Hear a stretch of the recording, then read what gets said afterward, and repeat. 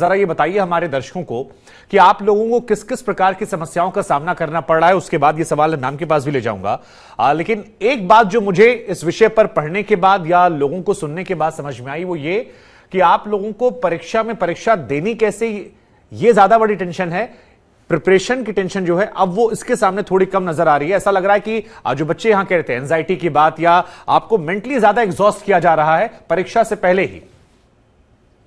तो सबसे पहले तो मैं धन्यवाद करना चाहूंगा पूरी आज तक की टीम का, जिन्होंने मुझे आज यहाँ इस प्लेटफॉर्म पे आमंत्रित किया और मुझे बोलने का मौका दिया।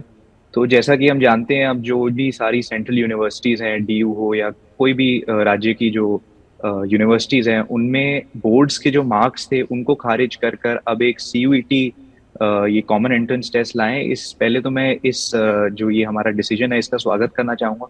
और मैं ये कहना चाहूंगा कि सरकार ने अब हर बच्चे को एक कॉमन प्लेटफॉर्म पे लाए हैं, और कॉमन प्लेटफॉर्म में लाने की वजह से जो पहले जो रीजनल वेरिएशंस होती थी बोर्ड्स में, कि कई स्टेट्स में या कई राज्यों में जो बोर्ड्स की चेकिंग होती थी वो लीनियंट हो सकती थी, दिल्ली स्टेट में थोड़ी रिजिड हो सकती थी। तो हमें एक कॉमन प्लेटफॉर्म दिया है। साथ भर जो इस डिसीजन से जो एंजाइटी जो पैदा हुई है वो बहुत बड़ा एक स्ट्रेस हम सब बच्चों के मन में है, क्योंकि 2 दिन पहले हमें पता चलता है कि हमारी डेट जो है वो बाहर मतलब आउट हो गई हैं। कई बच्चे हैं जिनकी डेट 15 जुलाई को पड़ रही है, और जैसे मेरी डेट है मेरी 8 या 10 अगस्त को पड़ रही है। तो वो एक जरूर मैं कहना चाहूंगा कि एक इशू है। साथ ही साथ पहले हम यही सुनते आते थे शुरू से कि 10th 12th के जो बोर्ड के एग्जाम्स होते हैं वो बहुत मायने रखते हैं, उन्हीं के बेसिस पे हमें एडमिशन मिलता है आगे यूनिवर्सिटीज में।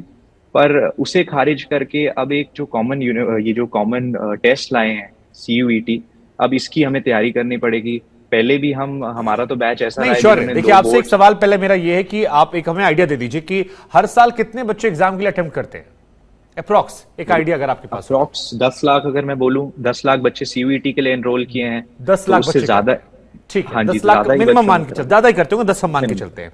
अब जरा ये बताइए हमें कि जब 2 दिन पहले आप लोग को ये पता लगता है, क्योंकि बच्चे ये आरोप लगा रहे हैं कि 2 दिन पहले हमें पता लगा कि कौन सा पेपर हमारा कब होना है। अभी भी कुछ बच्चे कह रहे हैं कुछ स्टेट्स में कि हमें तो पता ही नहीं चला है। हरियाणा यूपी का जिक्र आ रहा है कि वहां शायद अभी इंफॉर्मेशन आई ही सामने नहीं है। तो अगर 10 लाख लोग बच्चों जो देश का भविष्य है वो एग्जाम अपियर करने वाले हैं और ये असमंजस की स्थिति है, तो ये कितना ज्यादा फ्रस्ट्रेटिंग होती है और ये तैयारियों में कितना विघ्न डालती है, किस किस तरह की परेशानियों का सामना करना पड़ता है, जरा पहले आप ये समझा दीजिए। जैसे मैंने कहा कि हमने दो बोर्ड दे के आए हैं, साथ ही साथ हमें 2 दिन पहले पता चलता है कि हमारा इस तारीख को हमारा ये एग्जाम होगा।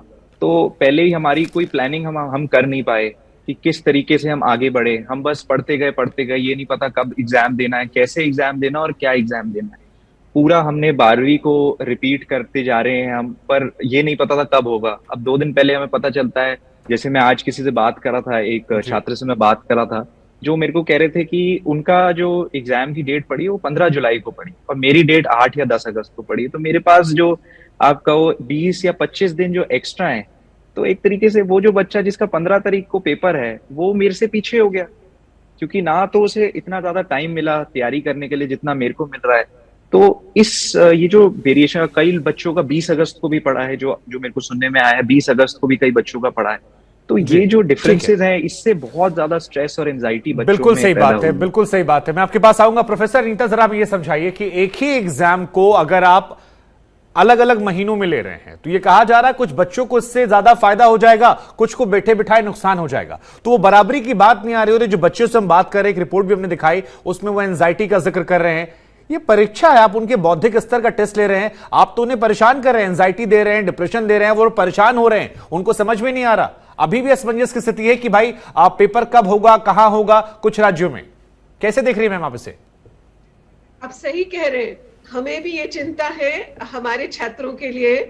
और ये जब पहले से ही, बल्कि अभी जो छात्र कह रहे थे कि ये बहुत अच्छी पहल है क्योंकि सबको हमें एक साथ लाया जाएगा, ये कहने के लिए है, पर हम शिक्षाविद इसको सही नहीं मानते हैं।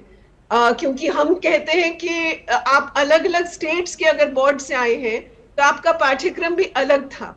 अब एकदम आपको सबको कहा जा रहा है कि बस 12वीं का एनसीईआरटी का तैयार कीजिए, तो वो हर एक के लिए न्याय की बात नहीं है। क्योंकि आप अलग पाठ्यक्रम करके आए हैं, जो होना चाहिए। हर स्टेट का अपना दायित्व है कि वो शिक्षा को अपने तरह से देखें।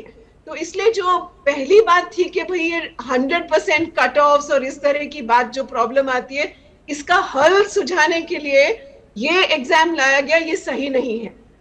तो आप सही कह रहे हो कि अब पहली बार है इसलिए कोई जानता भी नहीं है, तो जिसका पहले हो रहा है उसको और ज्यादा चिंता है, जिसका 1 महीने बाद होगा। आपने बहुत अच्छी बात कही, अपने दूसरों को ध्यान में रखते हुए कहा कि आपको थोड़ा इसमें एडवांटेज मिलेगा, जो कि जिसका कल परसों एग्जाम है उसके लिए और ज्यादा चिंताजनक है। बिल्कुल सही बात है।